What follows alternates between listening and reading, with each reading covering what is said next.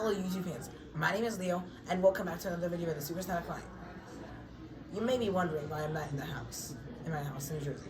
Well, I'm not in Jersey at all. I'm in Vermont. Why? I'm going skiing for the past week.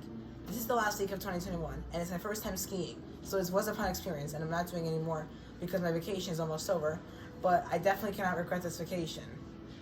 However, my video is not going to be about that. My video is going to be about my real topic is going to be about a highway in the United States that for a reason is never going to be built, never has been built in many years or so since this proposal.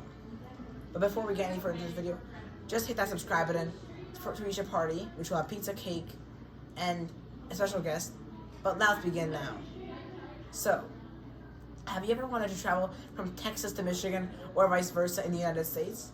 Fortunately, as of the end of 2022, such a trip could be done either by a flight no longer than 3 hours or of a car drive no longer than 20 hours. Of course, the flight is at least 6 times faster, but the car drive could have taken a lot faster itself had Interstate 69, or for short I-69, been built. I-69 was first proposed in 1957, which was many years ago. Initially, the highway was supposed to extend from Indianapolis, Indiana to Angola, Indiana, also fully in Indiana.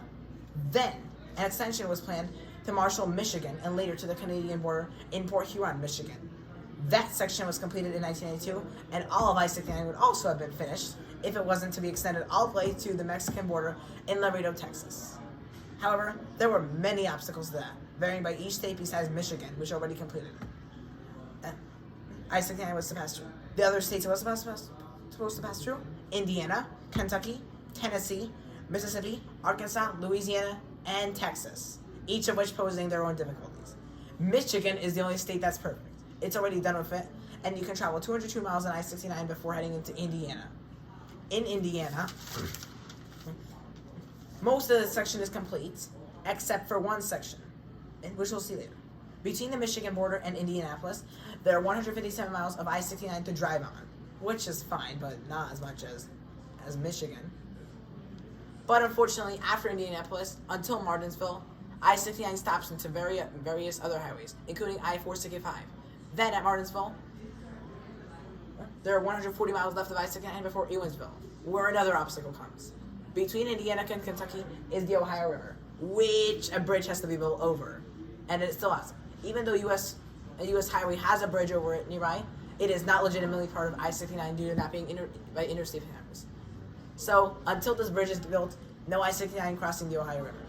In Kentucky, we also have a bit of progress going on here, as besides the bridge, we have 140 miles to travel on. But unfortunately, it is not all I-69, since some of this is not up to interstate standards, which cannot be I-69.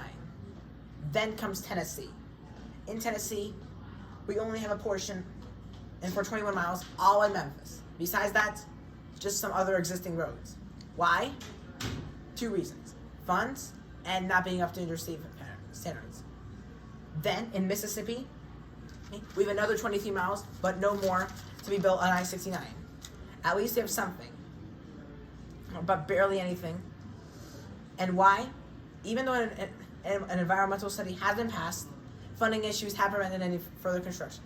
It seems like that's been the issue for most of the time we had I-69. Arkansas has 3 times less of I-69 than Mississippi does, and about the same for Tennessee. Why? Well, part of the reason as to why there's only 8.5 miles in Mississippi, in Arkansas, is because Mississippi and Arkansas are separated by the Mississippi River, which, like the Ohio River, has to have a bridge built on. This said future bridge is supposed to be called the Charles W. Dean Bridge when completed, but the problem is, you guessed it, it is not completed. And why? Because Arkansas has been waiting for Mississippi to make funds, which it obviously has not been doing. Louisiana has another problem. Even though funds have not been too much of an issue, what have been too much of an issue is other urgent projects. For example, I-10 has a lot of bridges in Louisiana, but all of them need major maintenance work, which, to keep the drivers safe, is far more important than building I-69 in Louisiana. Finally, last of all, before reaching the Mexican border, Texas, the 3rd biggest state in the United States, has I-69. A few sections around Houston, Corpus Christi, and Laredo have been built all the way to the Mexican border in Laredo. But unfortunately, like in some other states, the road is not up to interstate standards. But at least Texas have been showing some interest in building I-69. So, to summarize it all, I-69 has not been built for a few reasons. Funds, not being up to interstate standards, and more urgent highway projects, and environmental studies. So that is why we have no I-69 as of yet, and we might never have it. So that's all the information I have for this video. Happy New Year's, everybody, and I'll see you in 2023. Bye.